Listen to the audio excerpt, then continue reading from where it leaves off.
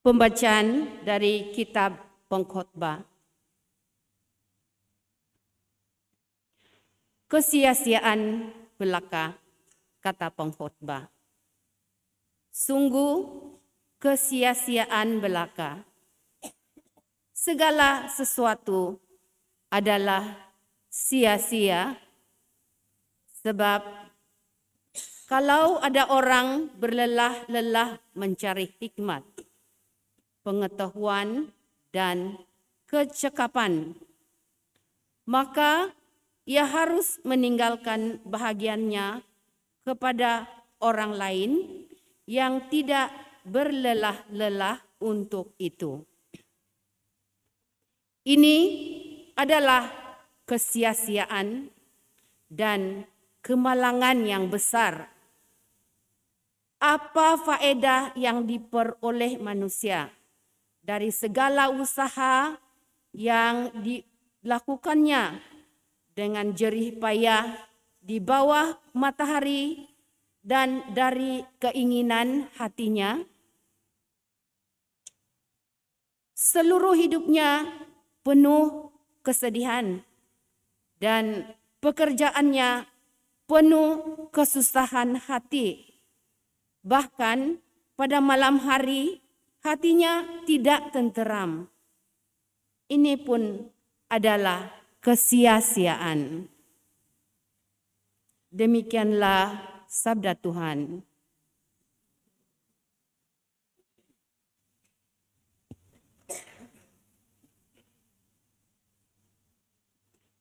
Tuhan penjaga dan benteng perkasa, dalam lindungannya aman sentosa.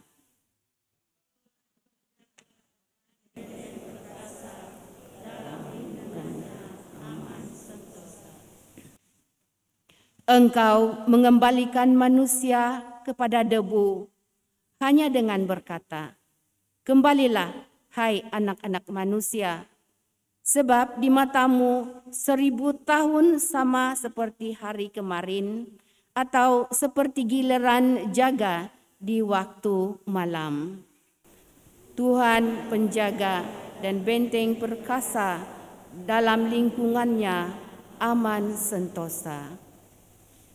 Engkau menghanyutkan manusia seperti orang mimpi, seperti rumput yang bertumbuh. Di waktu pagi tumbuh dan berkembang, di waktu petang sudah lusuh dan layu. Tuhan penjaga dan benteng perkasa, dalam lingkungannya aman sentosa. Ajarilah kami menghitung hari-hari kami, hingga kami beroleh hati yang bijaksana. Kembalilah ya Tuhan, berapa lama lagi, dan sayangilah hamba-hambamu. Tuhan penjaga dan benteng perkasa, dalam lingkungannya aman sentosa. Kenyangkanlah kami di waktu pagi dengan kasih setiamu, supaya kami sorak-sorai dan bersukacita sepanjang hayat. Kiranya kemurahan Tuhan melimpah atas kami. Teguhkanlah perbuatan tangan kami. Ya, perbuatan tangan kami, teguhkanlah. Tuhan penjaga dan benteng perkasa, dalam lingkungannya aman sentosa.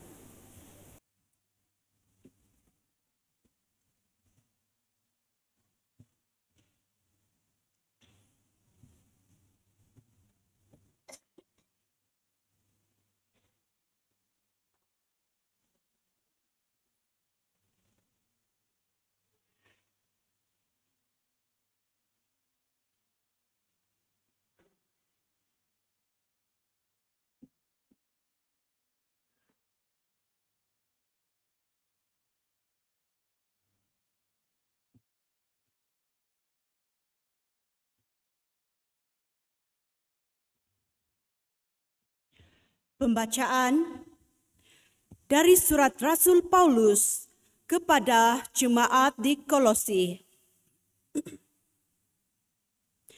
Saudara-saudara, kamu telah dibangkitkan bersama Kristus.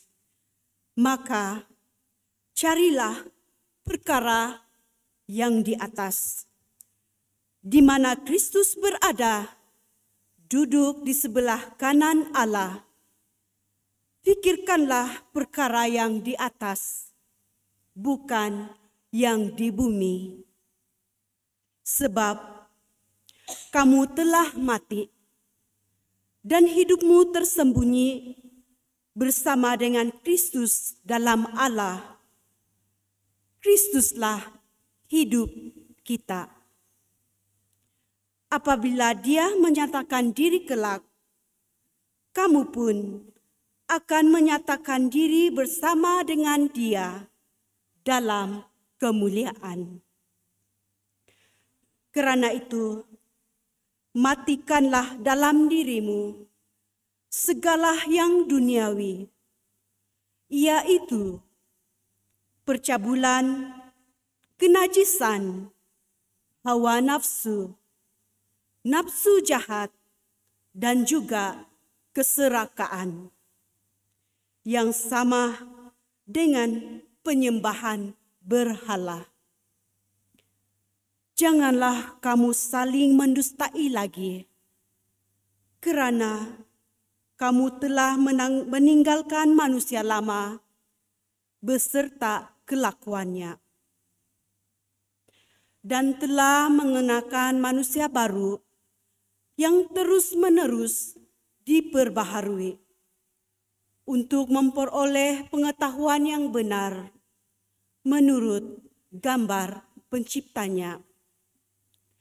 Dalam keadaan yang baru ini, tiada lagi orang Yunani atau orang Yahudi, atau orang bersunat atau tidak bersunat, orang barbar atau orang Skit, budak atau orang merdeka, yang hanyalah Kristus di dalam semua orang.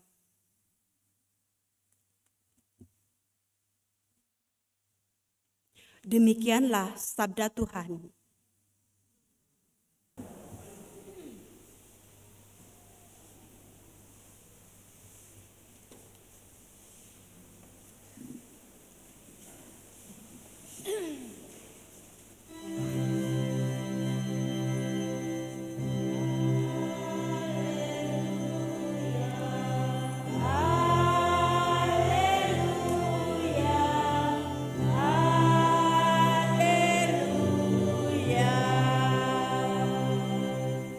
Berbahagialah orang yang miskin di hadapan Allah, kerana merekalah yang mempunyai kerajaan surga.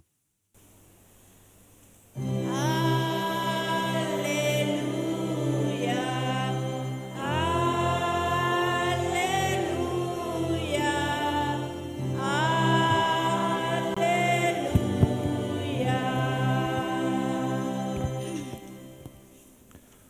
Tuhan bersamamu.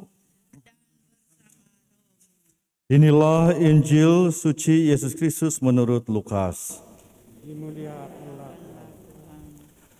Ketika Yesus mengajar orang banyak, salah seorang dari orang banyak itu berkata kepadanya, "Guru, katakanlah kepada saudaraku supaya ia berbagi warisan dengan aku." Tetapi Yesus berkata kepadanya, "Saudara, siapakah yang telah mengangkat aku menjadi hakim atau pendengar bagimu?" Kata Yesus kepada orang banyak itu, "Berjaga-jagalah dan waspadalah terhadap segala ketamakan. Sebab walaupun seorang berlimpah-limpah hartanya, hidupnya tidak tergantung dari kekayaannya itu." Kemudian Yesus mengatakan kepada mereka perumpamaan berikut, "Ada seorang kaya tanahnya berlimpah hasilnya. Ia bertanya dalam hatinya, apakah yang harus kuperbuat sebab aku tidak mempunyai tempat untuk menyimpan segala hasil tanahku. Lalu katanya, inilah yang akan kuperbuat, aku akan merombak lumbung-lumbungku, lalu mendirikan yang lebih besar, dan aku akan menyimpan di dalamnya segala gandum serta barang-barangku. Sesudah itu, aku akan berkata kepada jiwaku, jiwaku, ada padamu banyak barang tertimbun untuk bertahun-tahun lamanya. Beristirahatlah, makanlah, minumlah, dan bersenang-senanglah. Tetapi Allah bersabda kepadanya, hai orang bodoh, pada malam ini juga jiwamu akan diambil daripadamu. Bagi siapakah nanti apa yang telah kau sediakan itu? Demikianlah jadinya dengan orang yang menimbun harta bagi dirinya sendiri, tetapi ia tidak kaya di hadapan Allah. Demikianlah sabda Tuhan.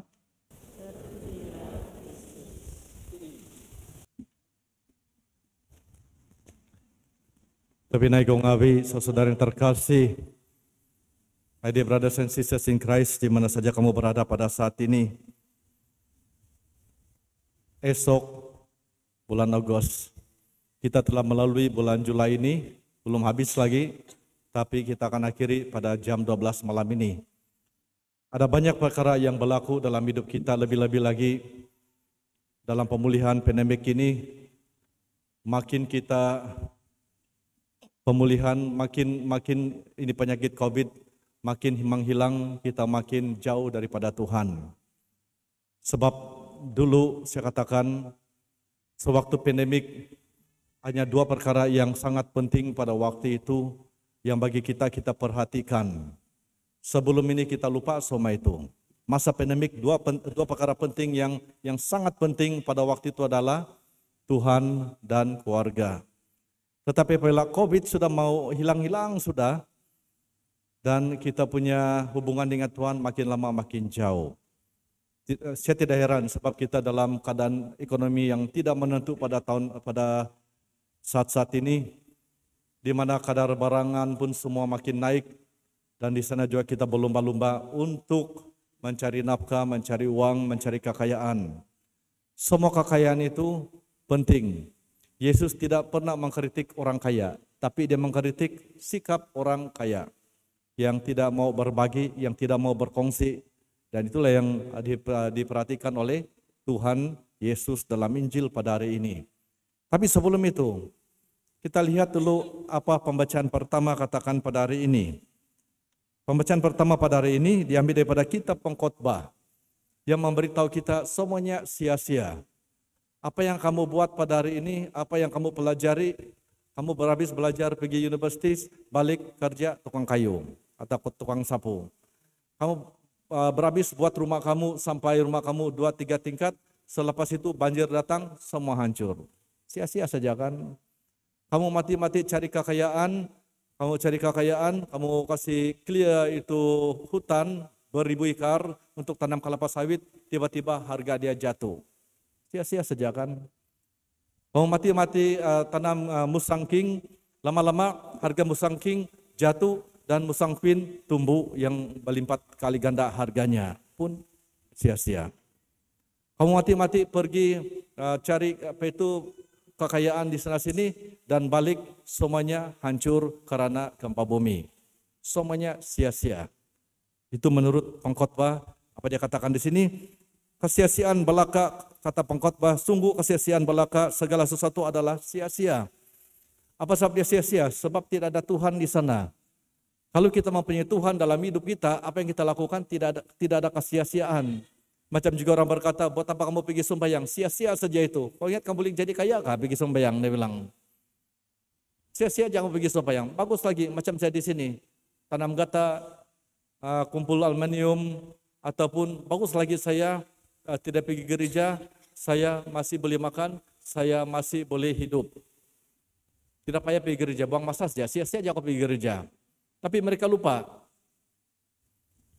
dalam hidup ini tidak ada yang kekal. Semua harta itu tidak ada yang kekal, semua akan berkarat, semua akan hilang. Cari sesuatu yang kekal, harta yang kekal, yang dapat menjamin kehidupan kita di bumi dan di surga. Dan itu yang kita mau cari, Pak. Tapi harta di bumi pun penting. Tetapi bagaimana kita mengolahnya, bagaimana kita menggunakannya, itu yang kita harus pikirkan. Sebab kalau tidak semuanya sia-sia. Dia bilang kalau ada orang berlelah-lelah mencari hikmat, pengetahuan dan kecakapan, maka ia harus meninggalkan bagiannya kepada orang lain yang tidak berlelah-lelah untuk itu. Macam juga seorang ibu bapak yang mau anaknya pergi masuk sekolah tinggi, sanggup menggadaikan karena tidak ada beasiswa, sanggup menggadaikan nyawanya yang 10 ekar supaya akan dibalas balik oleh anaknya yang pergi belajar di luar negara bila mereka dapat degree atau ijazah. Tetapi anak itu bukan pula pergi belajar tapi menghabiskan uang ibu bapak dia, uang jualan tanah itu, berpaya-paya sana, balik lugai-lugai. Sia-siakan. Dan itulah sebabkan dalam kehidupan kita carilah sesuatu yang dapat memberi kepastian, yaitu Tuhan yang memberi keselamatan, kehidupan, dan cinta kasih-Nya. Itulah kesia-siaan dikatakan oleh pengkhotbah pada hari ini. Dan dalam Mazmur pada hari ini, Tuhan Engkaulah tempat perlindungan kami turun-temurun. Itulah sebab apabila saya melihat, bila saya sampai di Ranau kan, selepas 2-3 tahun baru saya sadar kebanyakan orang Ranau kaya-kaya. Kaya kan? Kamu mau kaya kah? Kalau kamu mau kaya, kamu pergi Abseng, kamu ada bagian kaya sana sama Pelanta, ada kaya sana. Saya tengok banyak Pak orang kaya di sini. Yang di sana pun ada orang kaya, di sana pun ada orang kaya, di sana, sini ada banyak orang kaya. Bila saya tanya, kamu kaya? Tidak apa-apa dah, mana sih ada apa-apa, dia bilang. Maka ada 5 Ninja Turtle berparking di rumah dia. Itu CCM, Mbak. Bila tanya, dia ada 10.000 ekar kelapa sawit. Wah, kok kaya, manalah itu bantu-bantu orang saja, itu untuk buang masa saja. Tiada yang pernah mau berpikir tentang satu kekayaan. Kenapa saya katakan orang Ranau kaya-kaya? Sebab setiap kali saya jumpa, mereka senyum, kaya dengan senyuman, kaya dengan iman, kaya dengan kemurahan hati. Itu yang kita mau, Bah. Bila saya cakap tentang harta, tentang kekayaan, kamu takut saja mau minta duit sama kamu. Macamlah saya tidak ada duit. Cukup juga Bah, beli sardin. Jadi itulah sebabkan kadang-kadang bila kita cakap pasal kaya kan, terus begini sudah. Macamlah saya mau minta duit kamu. Saya minta pinjam saja pun 50 sen kasih tambah supaya jadi 10 ringgit. Jadi inilah sikap kita bila berhadapan dengan uang dan kekayaan. Kita lupa ada satu kekayaan yang kita harus cari. Kaya dengan iman, kaya dengan senyuman, kaya dengan murah hati, kaya dengan sukacita. Itu semua kau boleh dapat hanya dalam diri Yesus. Dan kita lihat dalam pembacaan Mazmur, Engkau mengembalikan manusia kepada debu hanya dengan berkata, kembalilah hai anak manusia, sebab di matamu 1000 tahun sama seperti hari kemarin atau seperti satu giliran jaga di waktu malam.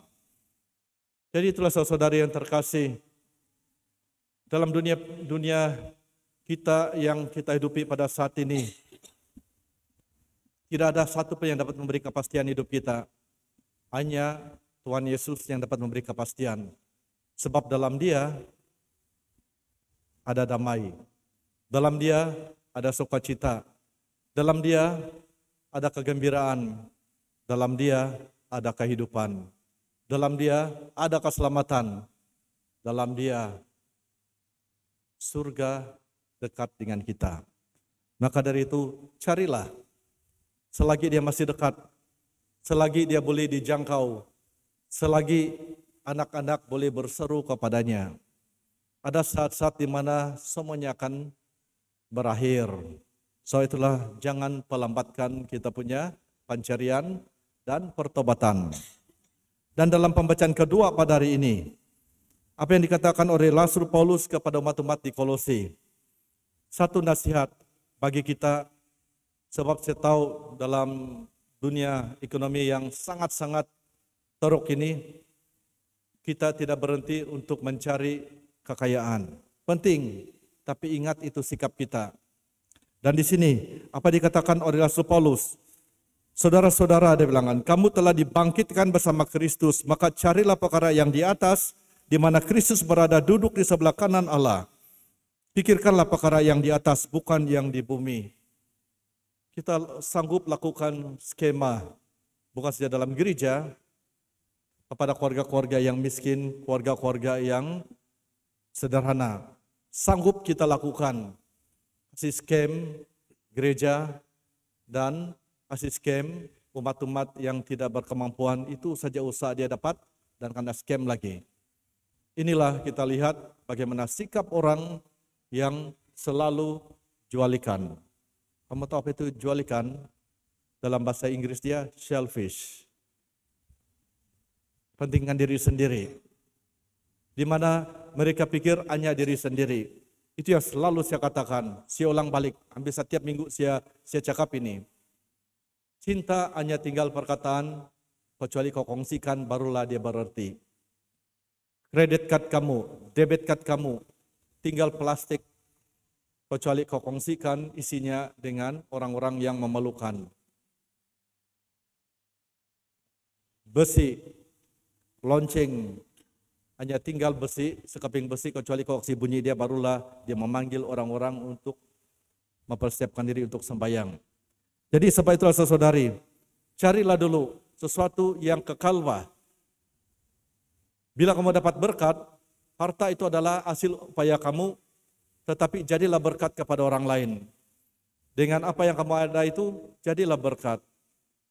Saya sangat tersentuh apabila seorang berjumpa dengan saya, dia bilang, "Pada," dia bilang, "bolehkah?" Dia bilang, "Boleh, Bah." Saya bilang, "Apa kau mau?" Saya bilang, "Bolehkah saya bagi donation berupa barangan kepada mereka yang memerlukan?"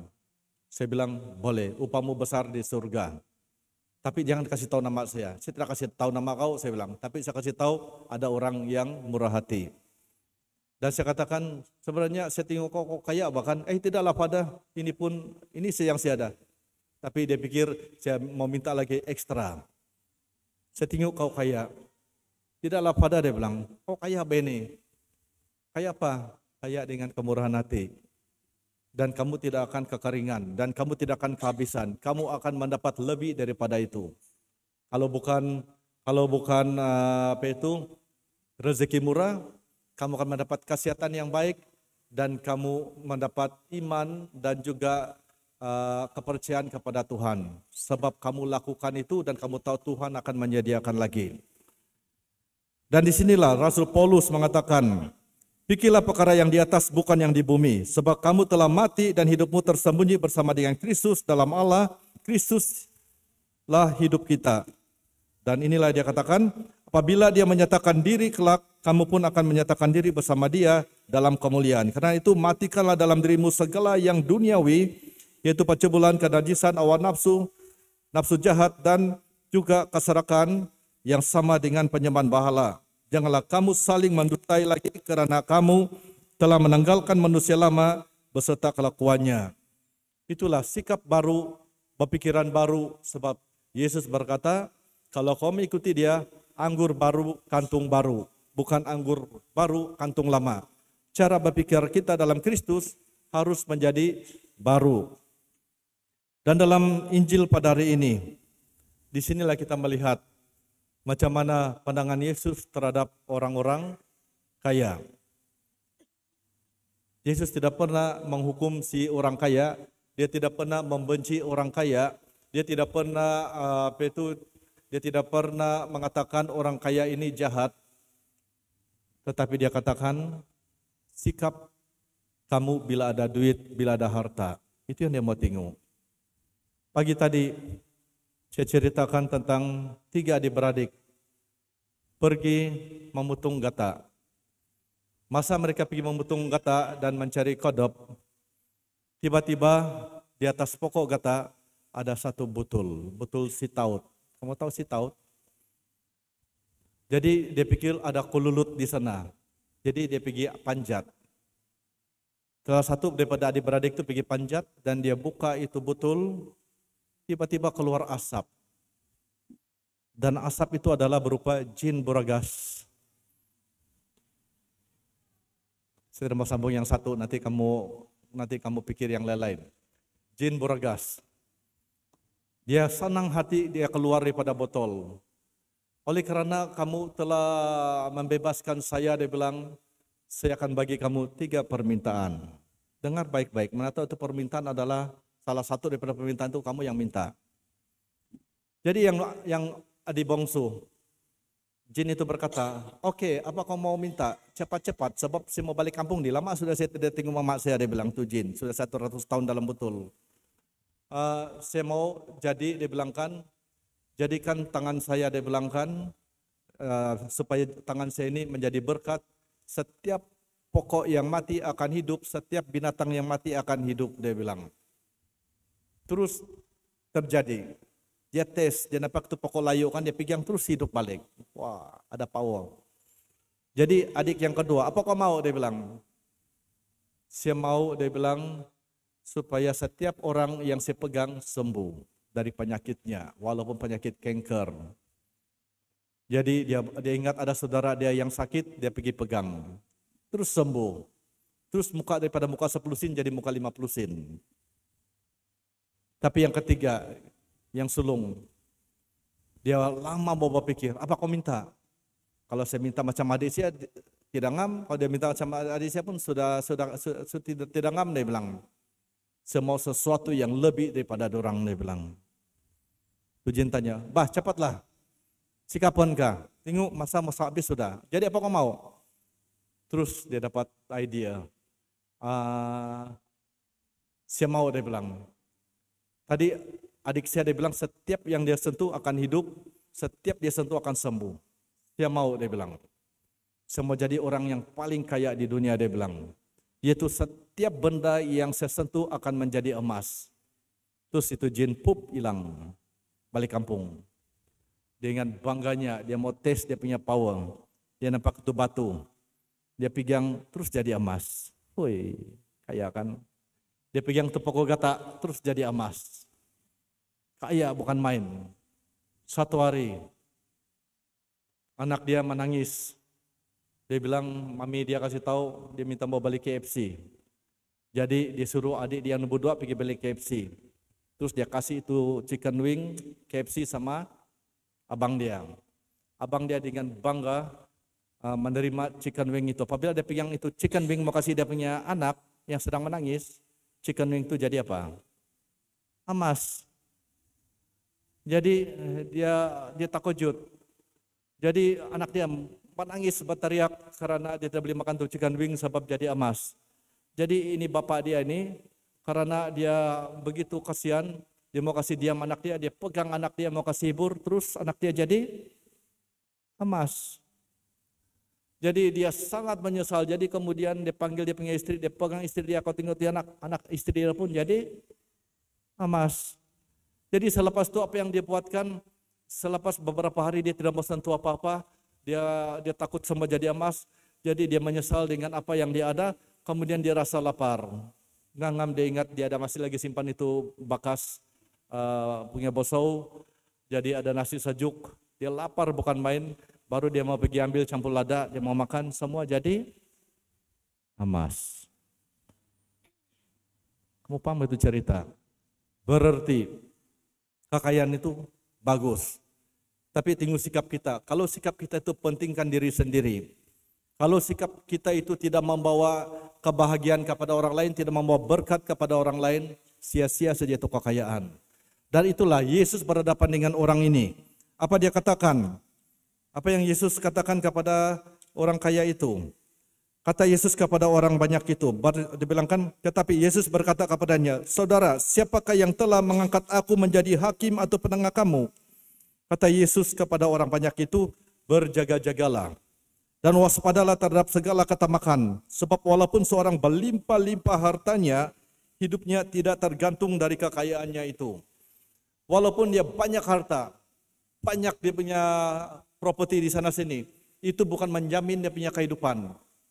Waktu pandemik, saya masih ingat, semua hotel-hotel di seluruh dunia, banyak yang sebelum itu pendapatan mereka sampai berjuta-juta. Apabila masa pandemik, semua tutup kedai, pendapatan mereka adalah kosong. Dan banyak toke-toke bunuh diri, gantung diri, lompat dari bangunan tinggi, dan minum racun. Karena tidak dapat bayar utang-utang semua. Karena kekayaan mereka, apabila tiba-tiba COVID datang dan semuanya hancur. Dan ada seorang yang kena COVID, istrinya kena COVID, dia adalah orang kaya. Dia bawa duit dia mau 1 kantung, duit dia beribu-ribu ringgit, juta pun ada. Dia buang di depan itu para dokter, ini duit, sembuhkan istri saya. Tapi dokter pun tidak boleh buat apa-apa. Uang itu walaupun kau ada, pangkat kau ada, tidak ada yang dapat memberi jaminan kehidupan. Dan itulah sebab Yesus berkata dalam perumpamaan ini tentang seorang ini, berjaga-jagalah dan waspadalah terhadap segala ketamakan, sebab walaupun seorang berlimpah-limpah hartanya, hidupnya tidak tergantung dari kekayaannya itu. Dan kemudian Yesus mengatakan kepada mereka perumpamaan berikut tentang orang kaya yang mana tanahnya berlimpah-limpah. Dalam konteks ini dia bilang dia mempunyai beribu-ribu ekar kelapa sawit. Dan harga kelapa sawit sebelum ini 1.100. Dan mereka buka lagi ladang, kasih rusak lagi itu hutan, kasih hancur lagi itu alam semula jadi, tanam kelapa sawit banyak-banyak. Bagus kan? Harga naik, tiba-tiba turun. Coba pergi 1 tan 200 ringgit. Sia-sia kan? Jadi itulah sebab kita lihat seperti orang kaya dalam perumpamaan ini. Ia bertanya dalam hatinya, apa yang harus kuperbuat sebab aku tidak mempunyai tempat untuk menyimpan segala hasil tanahku. Lalu katanya, kasih clear lagi 20 ekar, buat gudang besar-besar. Letak semua harta-harta yang bertimbun-timbun. Dan apa Yesus cakap di sini? Dan jiwa orang itu berkata, ada padamu banyak barang, tertimbun untuk bertahun-tahun lamanya. Beristirahatlah, makanlah, minumlah, dan bersenang-senanglah. Tetapi Allah bersabda kepadanya, hai orang bodoh, dia bilang, pada malam ini juga kamu kena COVID Omicron, kamu kena monkeypox yang mati on the spot. Jadi untuk apa itu kamu punya harta sama itu? Mungkin yang mendapat harta itu adalah anak kamu yang tidak pernah berterima kasih, anak kamu yang selalu melawan cakap kamu, dia yang akan mendapat. Sia-sia kan? Jadi apa nasihat Yesus? Bagi siapa yang nanti apa yang telah kau sediakan itu, demikianlah jadinya dengan orang yang menimbun harta bagi dirinya sendiri, tetapi ia tidak kaya di hadapan Allah. Bikin takut kan? Carilah kekayaan. Jangan lupa pintu gereja. Bila kamu sudah famous, bila kamu sudah kaya, jangan lupa di mana itu pintu gereja. Bila kamu sudah banyak uang, kamu menjadi kaya, supaya Tuhan mau jadikan kamu berkat kepada orang-orang yang miskin, berkat orang-orang yang susah, berkat orang-orang yang memerlukan. Dan jangan kamu jadi seperti si abang yang mempunyai kuasa untuk menjadikan semuanya emas, tapi akhirnya hidupnya pun menjadi emas yang tidak berguna dan tidak akan dicari lagi. Jadi itulah saudari, kita hidup dalam dunia yang tidak ada kepastian. Carilah harta surgawi, Yesus katakan di sini. Penting juga harta duniawi. Dan Pop Prancis sendiri mengatakan, money is good but don't be ruled by it. Dia bilang dalam bahasa dusun karena manis. Uang bagus, tapi jangan kena kontrol karena uang itu. Kita yang kontrol. Jangan katakan sia-sia saja datang ke gereja, bagus lagi saya pergi tanam kelapa sawit, bagus lagi saya pergi tanam gata, bagus lagi saya pergi tanam tuhau, ada untung lagi. Ingat, kita diberi 1 minggu 7 hari. Tuhan minta 1,5 jam saja apa itu. Luangkanlah, berilah peluang Tuhan untuk menjadikan kamu anak-anaknya. Berilah peluang Tuhan untuk menjadikan kamu umat Kristen yang penuh dengan kesyukuran. Berilah peluang Tuhan untuk menjadikan kamu orang yang kaya, bukan dengan harta saja, tetapi kaya dengan iman, kaya dengan kedamaian, kaya dengan sukacita. Belajarlah apa yang kita telah lalui 2 tahun yang lalu, di mana macam mana kita merasai tanpa Tuhan. Kamu hidup sampai sekarang ini karena Tuhan mau kamu hidup, sebab banyak lagi perkara yang harus kamu selesaikan. Jangan sia-siakan, carilah apa yang di atas, kata Paulus, carilah kerajaan Allah, maka yang lain semua akan diatur bagimu. Dan dalam misa kudus ini, kita rayakan cinta kasih Tuhan, kemurahan hati Tuhan, karena Dia telah menyerahkan anaknya Yesus, agar kita semua mendapat makanan dalam Ekaristi. Inilah tubuhku, inilah darahku. Dan inilah kesaksian hidup Yesus sendiri yang telah memberikan kita kekayaannya supaya kita mendapat hidup. Amin. Sila berdiri.